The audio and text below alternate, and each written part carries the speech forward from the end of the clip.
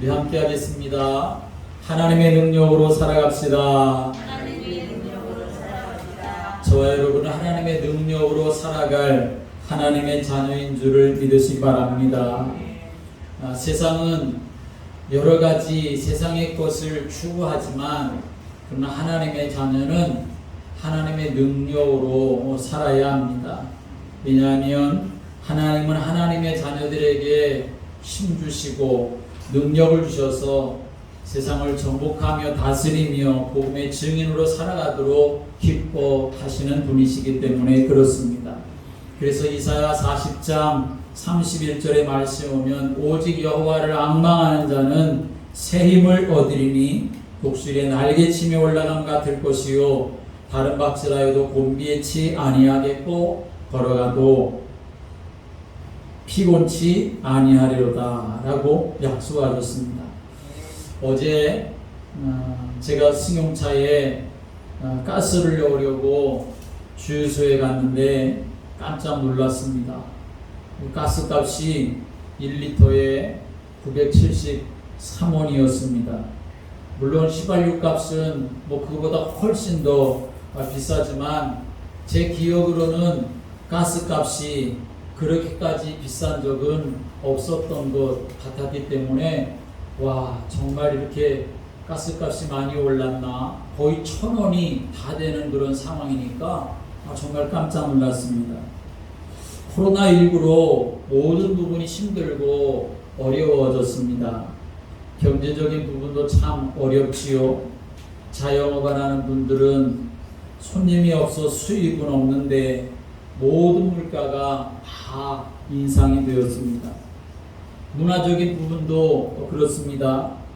사람들 모임 자체를 갖지 못하도록 하니까 문화적인 행사를 전혀 진행할 수가 없습니다. 또 정말 안타까운 사실은 코로나 백신을 맞고 이상 반응 때문에 건강을 잃기도 하기도 하고 심지어는 생명까지 그렇게 잃는 안타까운 일들이 우리 주변에 그렇게 심심치 않게 들리는 것을 우리가 알 수 있지요. 또 영적으로도 정말 심각한 문제입니다. 코로나19가 아주 좋은 핑계거리가 되어서 점점 교회와 멀어지는 그런 사람들도 있고 또 대면 예배 금지라고 하는 방역법으로 인해서 예배와 기도 생활이 놓쳐진 그러한 부분들 너무나 많이 있는 것을 볼 수 있습니다. 참 안타까운 사실이 가득한 현장에 우리가 살고 있지만 그래도 우리는 그리스도 예수 안에서 홧대를 향하여 달려갔던 사도 바울과 같은 그런 믿음과 사명을 붙잡아서 하나님의 능력으로 살아가는 복된 성도들 되시기를 주님의 이름으로 축복합니다.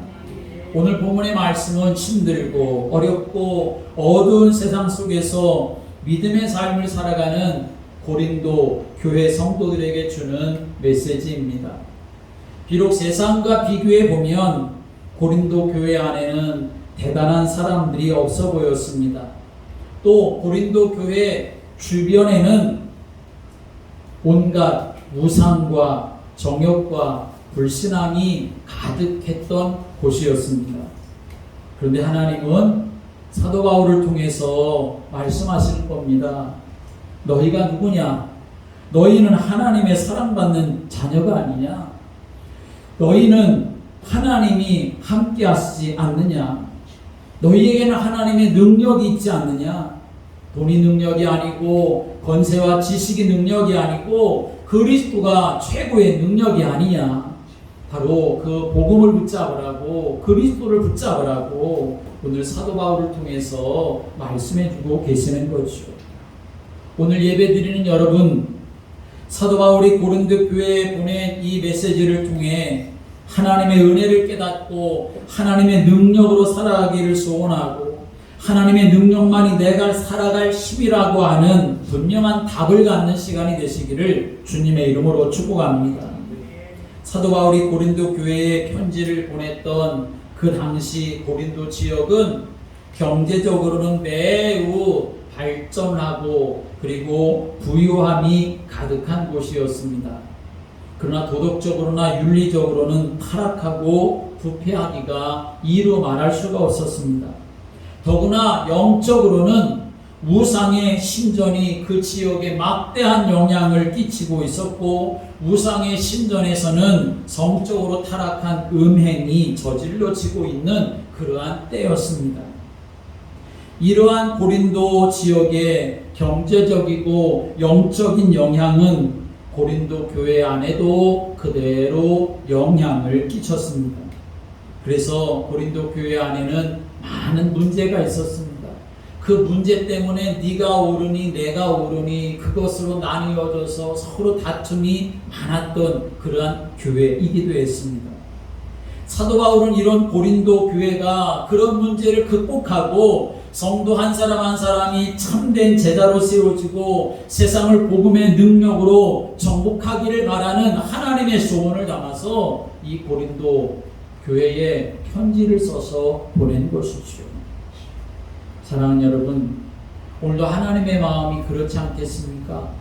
우리 자신을 둘러볼 때 우리 연약함이 많고, 우리 자신의 바깥 형편을 바라볼 때 코로나를 비롯한 수많은 여러 가지 제약 요건들이 너무나 많기 때문에 정말 어찌해야 될까 탄식할 수 있는 그런 상황이 많지만, 그러나 오늘 하나님은 우리에게 네가 누구냐? 너는 하나님의 사랑받는 자녀가 아니냐? 내가 너희들과 함께하지 않느냐? 이 사실을 붙잡도록 하나님 오늘도 우리에게 말씀하고 계시는 줄을 믿으시기 바랍니다. 그 당시 고린도 교회 지역에 그 쾌락과 향락과 그리고 자신의 배만 위하는 유혹이 심했었던 그런 상황은 바로 이 시대의 상황과 다를 바가 없다는 것입니다. 우리는 세상적 유혹이 너무나 극심한 시대를 살아가고 있습니다. 믿음의 삶을 살아가는데 느슨하게 할 만한 핑계거리가 참 많은 그런 세상입니다. 또 그런 핑계거리를 내가 다 뿌리치고 믿음으로 살아가려고 하는데도 장애물이 너무나 많아서 정말 만만치 않은 그런 세상에 우리가 살아가고 있습니다. 그래서 오늘 고린도전서 1장 26절 27절에서는 이렇게 말씀합니다. 형제들아, 너희를 부르심을 보라. 육체를 따라 지혜로운 자가 많지 아니하며 능한 자가 많지 아니하며 문벌 좋은 자가 많지 아니하도다 라고 말하고 있습니다. 교회 안에 하나님의 부르심을 받은 사람들이 있는데, 교회 안에 부르심을 받은 사람들을 좀 봐라. 그 사람들 중에 지혜로운 자 별로 없는 것 같고, 능력 있는 자도 별로 없는 것 같고, 학식 좋은 자, 많이 배운 자도 별로 없는 것 같이 그렇게 보여지지 않느냐? 겉으로 봐서는 다 그렇게 보여질 수가 있다는 것을 말하는 거죠. 오늘날 이런 모습이 참 많이 있습니다. 또 우리의 모습은 여러분 어떻습니까? 교회의 크기를 우리가 비교해 보는 것은 별로 의미가 없는 것이고, 외적인 환경 우리가 비교해 보는 것도 의미가 없는 것이겠지만, 그런 관점에서 바라보는 사람의 입장에서 본다면 우리 교회는 그렇게 대단한 것이 없어 보일 수가 있겠지요. 그런데 여러분, 그런 것이 없다고 기죽지 마시기를 바랍니다. 설령 그런 세상적인 것이 아주 많이 있다고 하더라도 우리는 사도 바울이 고린도 교회에게 주시는 이 메시지를 통해서 정말 중요한 것은 무엇인가, 정말 우리가 붙잡아야 될 것은 무엇인가를 여러분이 바르게 붙잡고 살아가시기를 주님의 이름으로 축복합니다. 그것은 우리가 세상을 정복하는 전도자로서, 제자로서 하나님의 구원의 역사를 보는 하나님의 온전한 백성으로서 삶을 살아가려고 할 때에 세상 사람들과 똑같은 방법으로 승부하는 것이 아니다 라고 하는 것을 우리의 마음에 담아야 한다는 것입니다. 그렇다고 하면 어떤 방법으로 세상을 살고 세상에서 승리하면서 그리스도의 제자로 살아갈 수가 있을까요? 오늘 말씀을 통해서 그 정확한 답을 우리의 마음에 심고 품었고 품고 그리고 붙잡고 살아가야 합니다. 오늘 18절부터 21절의 말씀 한번 읽어볼까요? 18절부터 21절 시작. 십자가의 도가 멸망하는 자들에게는 미련한 것이요 구원을 받는 우리에게는 하나님의 능력이라. 기록된 바 내가 지혜 있는 자들의 지혜를 멸하고 총명한 자들의 총명을 폐하리라 하였으니 지혜 있는 자가 어디 있느냐? 성기가 어디 있느냐? 이 세대의 변론가가 어디 있느냐? 하나님께서 이 세상의 지혜를 미련하게 하신 것이 아니냐. 하나님의 지혜에 있어서는 이 세상이 자기 지혜로 하나님을 알지 못하므로 하나님께서 전도에 미련한 것으로 믿는 자들을 구원하시기를 기뻐하셨도다. 아멘. 18절의 말씀에 오면 십자가의 도가 멸망하는 자들에게는 미련한 것이다 라고 이렇게 말하고 있습니다. 세상 사람들은 십자가의 도를 우습게 여긴다는 거죠. 미련하게 여긴다는 거죠. 왜 죽어? 그렇게 말한다는 거죠. 왜 손해봐야 돼? 그렇게 말한다는 것입니다. 교회를 우습게 여기고 교회가 이 세상에 뭐가 필요해? 그렇게 말한다는 거죠. 세상 사람들은 왜 여러분 그렇게 말할까요? 우리는 반드시 이 땅에 교회가 있어야 되고 그리고 예배가 있어야 되고 하나님의 사랑과 그 은혜가 풍성하게 우리에게 임하게 된 그 십자가의 은혜 보혈이 우리에게 반드시 있어야 된다는 것을 우리는 꼭 믿는데 세상 사람들은 그걸 소용없는 것으로 여기고 교회조차도 우습게 여기는데 왜 그러냐라고 하는 것입니다. 그것은 한 가지 사실을 모르고 있기 때문에 그렇습니다. 뭘 모릅니까? 영적 사실, 영적 배경을 모르기 때문에 그런 것입니다. 요한복음 8장 44절에 예수님께서 말씀하시기를 너희는 너희 아비 마귀에게서 났으니 라고 이렇게 말씀하고 있습니다. 이 세상의 지식, 물질, 과학은 모든 사람들에게 영향을 끼치고 그리고 웬만한 사람들은 그것이 있어야만 인생을 살아갈 수가 있다고 그렇게 생각하지만 그러나 사람들이 대부분 모르는 것이 뭐냐? 영적인 배경, 영적인 사실 그것은 모르고 살아간다는 것입니다. 우상 숭배하는 사람들은 더구나 무당이나 점쟁이들은 영적 사실을 아는 사람들이지요. 귀신이 역사하는 것을 아는 사람이지요. 그런데 뭘 모릅니까? 예수 그리스도를 모르기 때문에 거기에 시달리며 살아가는 것이지요. 교회를 다녀봤어도 그냥 다녔을 뿐이지 정말 그 교회를 통해서 예수 그리스도가 어떤 분이신지 정말 복음이 무엇인지를 정확하게 알지 못하고 그 복음의 능력 가지고 내가 살아야 되겠다 씨름하지 않았기 때문에 몇 년 다녀보다가 얼마 다녀보다가 이거 별로 아무것도 아닌 것 같으네 하면서 세상으로 나아가고 마귀에게 귀신에게 붙잡혀서 그런 삶을 살아가는 것입니다.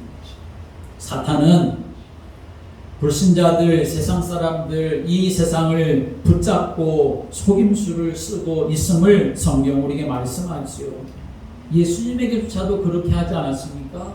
마태복음 4장 8절 9절의 말씀 오면 마귀가 또 그를 데리고 지극히 높은 산으로 가서 천하만국과 그 영광을 보여주며 이르되 만일 내게 엎드려 경배하면 이 모든 것을 내게 주리라 그렇게 말했습니다.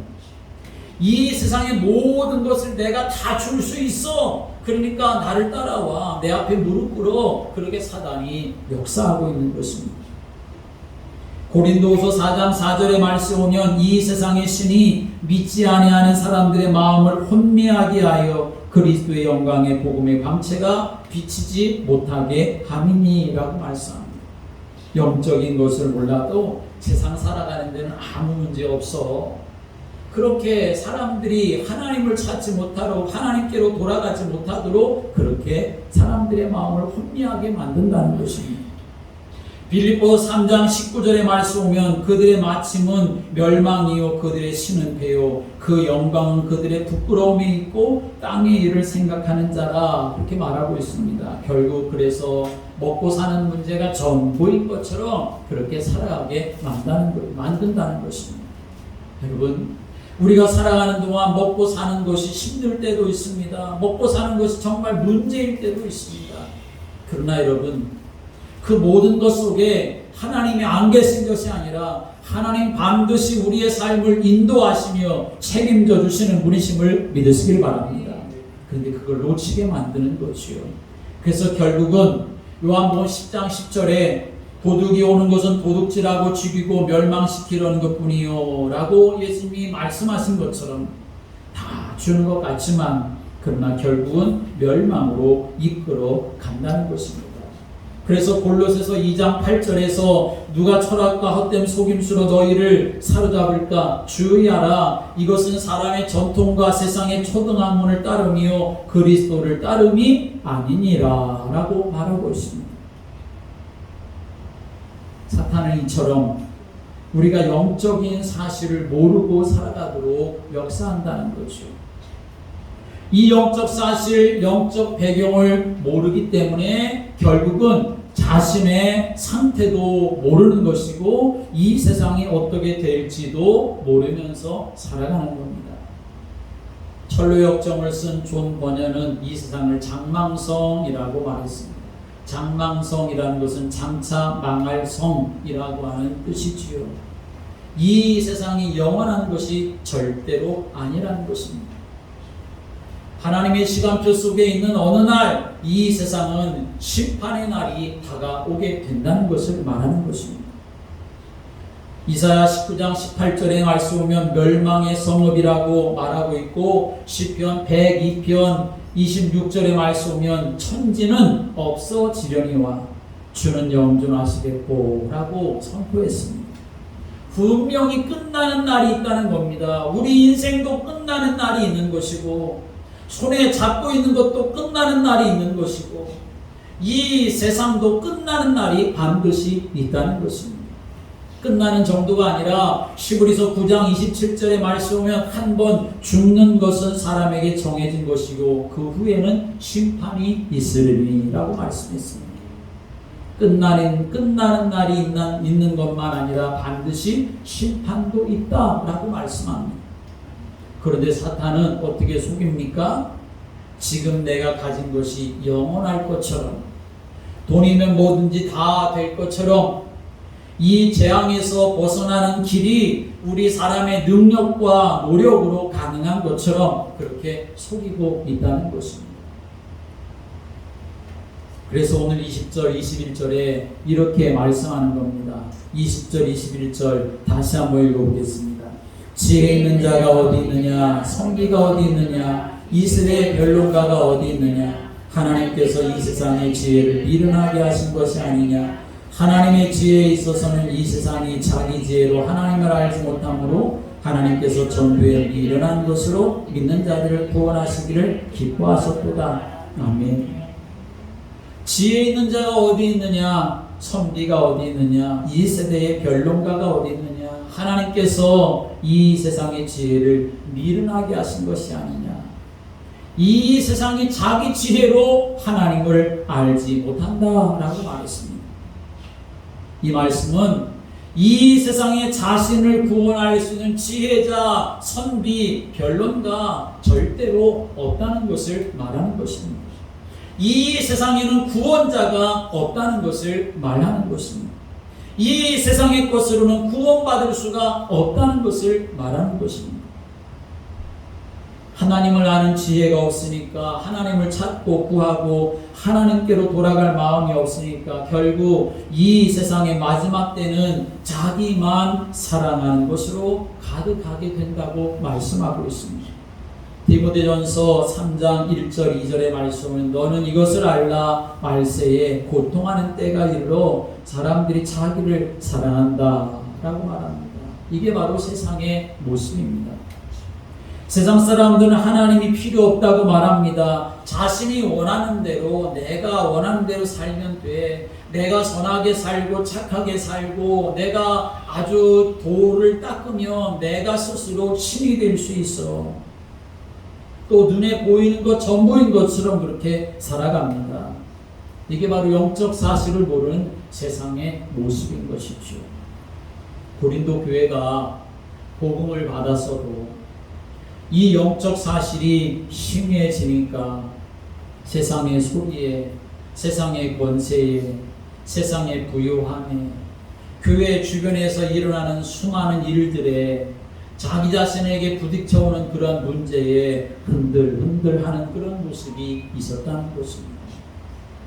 사랑하는 성도 여러분, 여러분 안에 하나님 주신 영적인 사실, 하나님 자녀라고 하는 그 신분과 권세, 그 하늘 배경의 축복을 여러분이 바르게 붙잡고 그 응답을 누리며 또 영적 싸움을 싸워나가며 하나님의 능력 가지고 살아가는 성도들 되시기를 주님의 이름으로 축복합니다. 우리가 정말 어떻게 살아야 될까요? 하나님의 능력으로 살아야 하는 줄을 믿으시기 바랍니다. 하나님의 능력으로 사는 건 뭔가? 하나님의 능력으로 산다는 것은 바로 전도와 복음, 그 안에 우리가 살아가야 한다는 것입니다.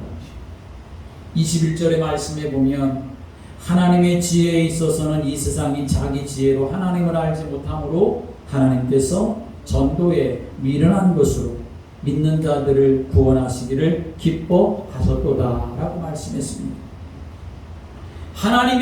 하나님을 아는 지혜가 있어야 이 세상을 능력 있게 살아가는데 하나님의 지혜가 어디에 있다는 것을 말씀하는데 오늘 여기 보면 이 말씀은 바로 하나님의 지혜가 전도에 있다라고 하는 것을 말씀하는 겁니다.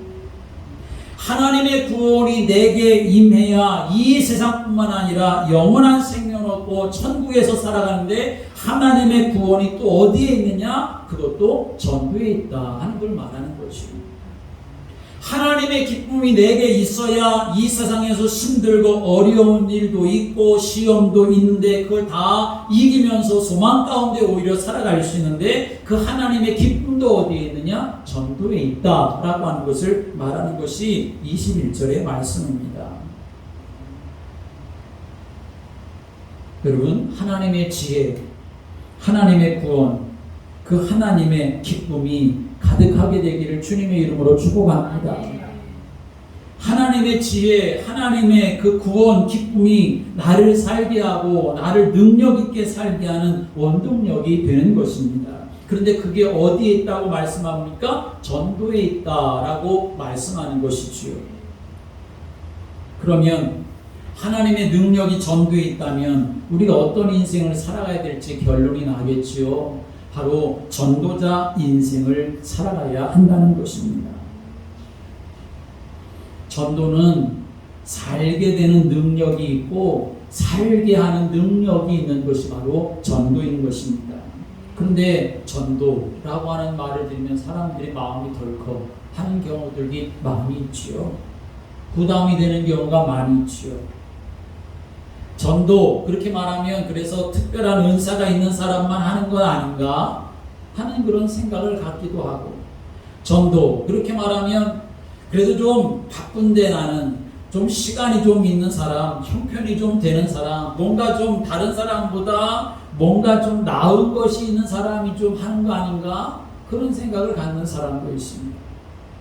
또 전도, 그렇게 말하면 교회 부흥의 한 가지 방법으로 생각해서 무조건 사람을 교회로 데려오는 것처럼 생각하기도 합니다. 그런데 여러분, 전도를 잘 아셔야 합니다. 왜 전도가 하나님의 지혜가 되고 하나님의 구원이 되고 하나님의 기쁨이 되고 생명이 살아나는데 나도 사는 것이 되고 남도 살리는 것이 될 수가 있느냐? 전도는 복음과 연결되어져 있기 때문에 그런 것입니다. 전도는 예수 그리스도와 연결되어져 있기 때문에 그렇습니다. 전도 안에는 바로 복음이 담겨져 있기 때문에 그렇습니다.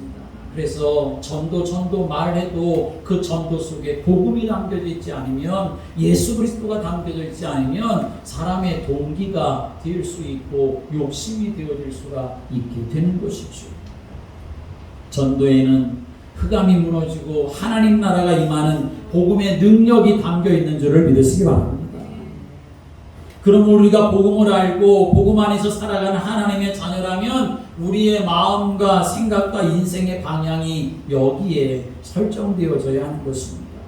왜냐하면 하나님은 모든 사람이 구원을 받으며 진리를 하는 데 이르기를 원하시기 때문에 그렇습니다.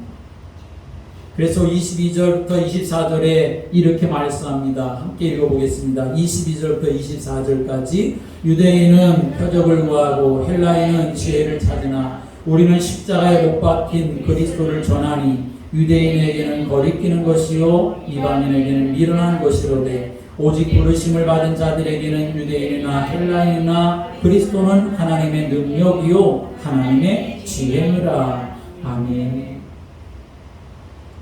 오늘 여러분, 십자가에 못 박히신 예수 그리스도, 그게 바로 복음인 것인데 그 복음이 우리의 마음에도 담겨지게 되어지고 그 복음이 다른 사람들에게도 증거되어지는 그런 인생으로 내가 쓰임받도록 하나님 앞에 기도하고 그런 축복을 드리는 성도가 되시기를 주님의 이름으로 축복합니다.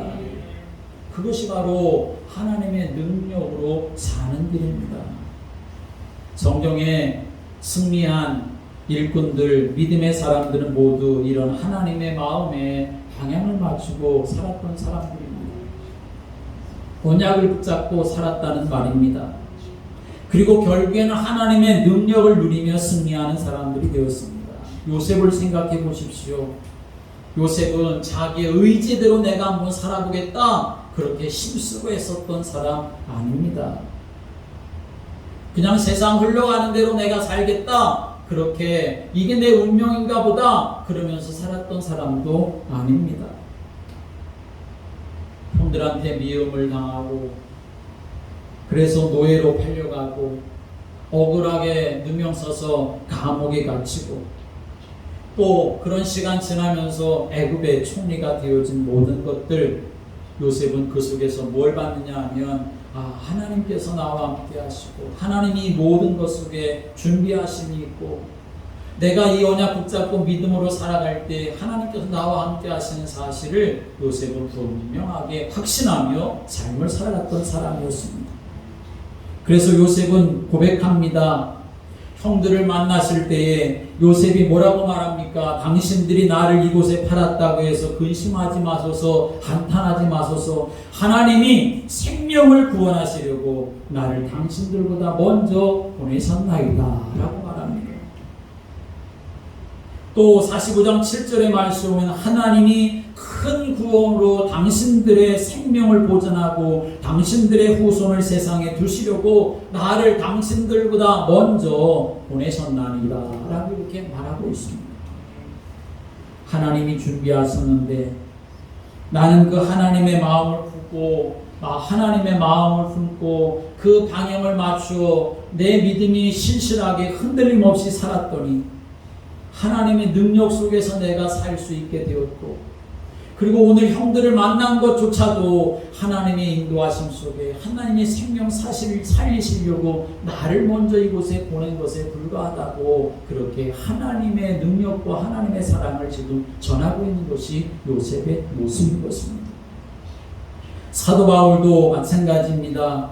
그는 하나님의 부르심을 따라 전도자로서 고난받을 수밖에 없는 그러한 길을 가게 됩니다. 수많은 고난을 당합니다. 그런데 사도 바울은 또 뭐라고 고백합니까? 빌립보서 4장 13절의 말씀 보면 내게 능력 주시는 자 안에서 내가 모든 것을 알 수 있느니라. 고린도전서 15장 10절의 말씀 보면 내가 나 된 것은 하나님의 은혜로 된 것이다 라고 이렇게 고백합니다. 이 모든 고백 속에는 내 능력으로 된 게 아니라는 것입니다. 세상의 힘과 능력으로 된 것이 아니라는 것입니다. 하나님의 능력으로 되었다. 하나님의 능력으로 내가 살아왔다. 하나님의 능력으로 내가 사명 감당했다 라고 이렇게 증거하고 있는 것이요. 사랑하는 여러분, 환경이 어렵습니까? 세상이 너무나 커 보입니까? 내가 가는 현장이 부담스럽습니까? 그러나 여러분이 하나님의 자녀가 맞다면, 그리고 여러분에게 정말 믿음의 확신이 있다고 한다면 그 모든 현장조차도 하나님이 준비하신 현장이라는 사실을 믿으시기 바랍니다. 그래서 우리는 기도해야 합니다. 말씀으로 힘을 얻어야 합니다. 하나님 이 현장, 이 만남, 이 문제 속에 하나님의 준비하심을 보게 해주시고 하나님의 능력을 보게 해주십시오. 세상의 능력이나 방법이 아닌 하나님의 능력으로 되어지는 것을 내가 보게 해달라고 여러분 하나님 앞에 기도하는 성도들 되시기를 주님의 이름으로 축복합니다. 이것은 하나님께서 나를 부르셨다고 하는 정체성과 연결되는 부분입니다. 우리는 각자 생김새, 성격, 살아가는 현장, 영적인 문제가 다 다릅니다. 그렇기 때문에 하나님께서는 우리 모두가 다 필요한 존재입니다. 한 집안에 금그릇도 있고 은그릇도 있고 질그릇도 있고 나무 그릇도 다 필요한 것이고 양문선교교회 여러분 모두는 다 가장 귀한 그러한 분들입니다. 어느 누구도 존재 가치가 없는 분은 아무도 없습니다. 혹 부족함과 연약함을 문제로 가지고 계신 분이 있습니까? 오늘 성경의 27절, 28절의 말씀 오면 그렇게 말씀합니다. 27절, 28절의 말씀 같이 읽어보겠습니다. 그러나 하나님께서 세상에 미련한 것들을 택하사 지혜 있는 자들을 부끄럽게 하려 하시고 세상에 약한 것들을 택하사 강한 것들을 부끄럽게 하려 하시며 하나님께서 세상에 천한 것들과 멸시받는 것들과 없는 것들을 택하사 있는 것들을 폐하려 하시나니. 아멘. 여러분 우리의 능력이 부족하다면 하나님이 우리의 능력이 되어 주심을 믿으시기 바랍니다. 우리에게 지혜가 부족하다면 하나님이 우리의 지혜가 되어 주실 것입니다. 우리에게 세상 배경이 부족해서 하나님의 영광을 드러낼 수 없다고 하면 하나님이 배경이 되시고 하늘 군대를 동원해 주시고 하늘 시민권자의 배경으로 우리에게 역사해 주실 것입니다. 세상은 우리가 사는 세상, 우리가 세상에 살고 있기 때문에 우리도 세상의 힘으로 살아야 하는 것 같지만 그러나 스가랴 4장 6절에서 분명하게 하나님 말씀하지 않았습니까? 이는 힘으로 되지 아니하며 능력으로 되지 아니하고 오직 나의 영으로 되느니라 말씀했습니다. 하나님은 반드시 믿음을 가지고 언약 붙잡은 성도를 통해 하나님의 구원의 역사를 이루 가시는 줄을 믿으시기 바랍니다. 우리도 날마다 결단하면 됩니다. 우리도 날마다 내가 하나님의 인도함을 받으며 살겠다 작정을 하고 영적 싸움을 싸우면 되는 것입니다. 내 힘으로 될 수가 없으니까 오직 나의 영으로 된다고 하나님께서 하나님의 영으로 성령으로 되는 일이라고 말씀하셨으니까 하나님 나에게 성령의 충만함을 부어주옵소서. 이 교회에 성령의 충만함을 부어주옵소서. 우리의 가정에도 성령의 충만함을 주시고 우리의 자녀들에게도 성령의 충만함을 주시고 우리의 모든 관계 속에도 성령의 충만함을 주셔서 내 능력으로 사는 것이 아니라 하나님의 능력으로 살아가기를 소원하며 결단하고 그런 영적 싸움을 싸우시기를 주님의 이름으로 축복합니다. 그러려면 우리가 날마다 은혜를 공급받아야 돼요. 그 은혜를 공급받는 통로가 바로 예배에 있는 줄을 믿으시기 바랍니다. 예배는 우리 인생의 방향의 가이드와 같은 것이 되는 것입니다. 하나님께서는 하나님의 계획을 하나님의 준비하심을 예배를 통해서 우리에게 보여주실 것입니다. 그래서 우리가 그 하나님의 그 은혜와 사랑을 가지고 우리의 삶 현장에서 그리스도로 충만하게 살아가기를 원하시는 것입니다. 그리고 우리에게는 반드시 예배를 삶의 최우선순위로 방향을 정했다면 예배를 통해서 주시는 하나님의 말씀 가지고 기도하며 살아가는 성도가 되어야 하는 것입니다. 기도는 말씀 성취를 보게 하시는 하나님의 응답이 되고 하나님의 능력이 되는 것입니다. 그러므로 여러분 기도에 실패하지 마시기 바랍니다. 기도하는 데 힘쓰는 성도들 되시기 바랍니다. 하나님 앞에 무릎 꿇는 것을 즐겨하고 기뻐하고 항상 할 수 있게 되기를 주의 이름으로 축복합니다.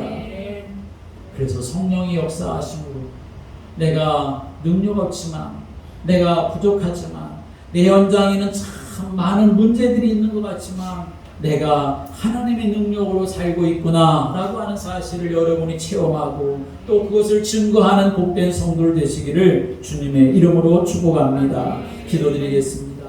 하나님 아버지, 우리를 하나님 자녀 택해 주시고 또 그런 축복을 누리며 살아가도록 은혜 주신 것 감사드립니다.